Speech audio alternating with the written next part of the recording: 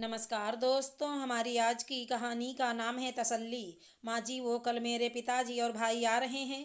नीलम अपनी सास शशि जी से बोली। क्यों, अब क्या काम आ गया बेटी के ससुराल में? माँ जी, वो छोटे भाई की परीक्षा यहाँ शहर में होगी। इतनी दूर रोज रोज आने जाने में वक्त और पैसे दोनों लगते हैं, इसलिए वो छोटू को यहाँ। अच्छा, तो ये बोल कि यहाँ धरना देने आ रहे हैं। अरे, ये गांव वाले शहर में बेटी ब्याहते ही इसलिए हैं कि आए दिन हर काम के बहाने बेटी के ससुराल में बैठकर रोटी तोड़ें।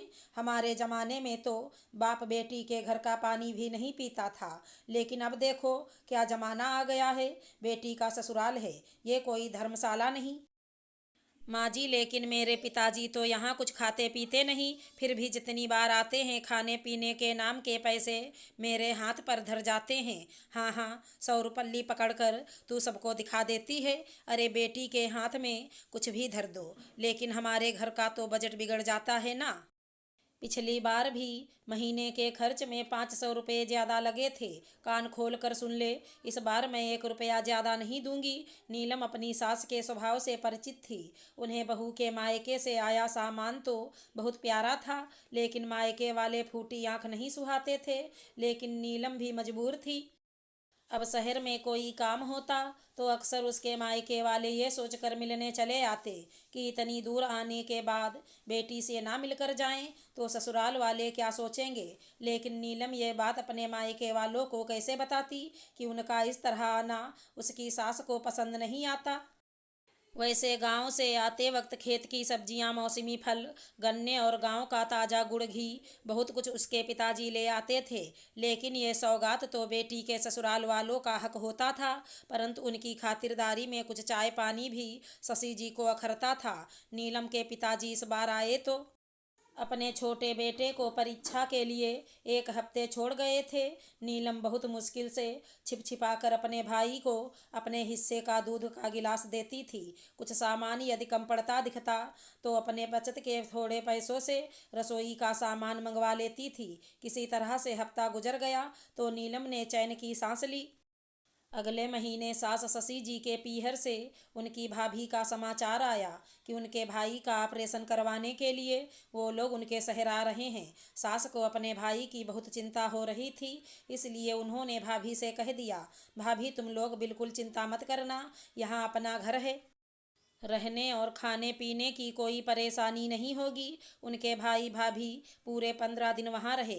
इस बीच नीलम समय पर मामा जी के लिए परहेज का खाना पीना और सारी ज़रूरतें पूरी करती थी। इस बार राशन भी कुछ जल्दी ही ख़त्म हो रहा था। एक दिन जब शशि जी अपनी भाभी के साथ बैठी थी तो नीलम अपनी सास से बोली, माँ जी, इस बार तो आधे महीने में ही राशन खत्म हो गया। बहू जरा सोच समझ कर बोला कर, अब घर है तो मेहमानों का आना जाना भी लगा रहेगा, ऐसे में क्या खर्चे का रोना रो रही है। वो माँ जी, आप ही तो कहती हैं कि बहन बेटियों का ससुराल धर्मशाला नहीं होता जहाँ मायके वाले धरना देकर बैठ जाएं। अगर रसोई का बजट बिगड़ गया तो आप मुझे ही सुनाएंगी।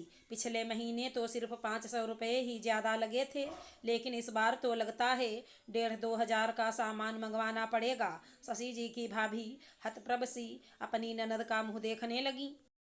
शशि जी भी बुरी तरह झेप गईं। मामी अपना सर नीचे करते हुए बोली, माफ़ करना जीजी, हम तो अपना घर समझ कर आ गए थे, लेकिन हमें नहीं पता था कि आपका दिल इतना छोटा है जो मायके वालों पर थोड़ा सा खर्चा भी आपको इतना अखरता है।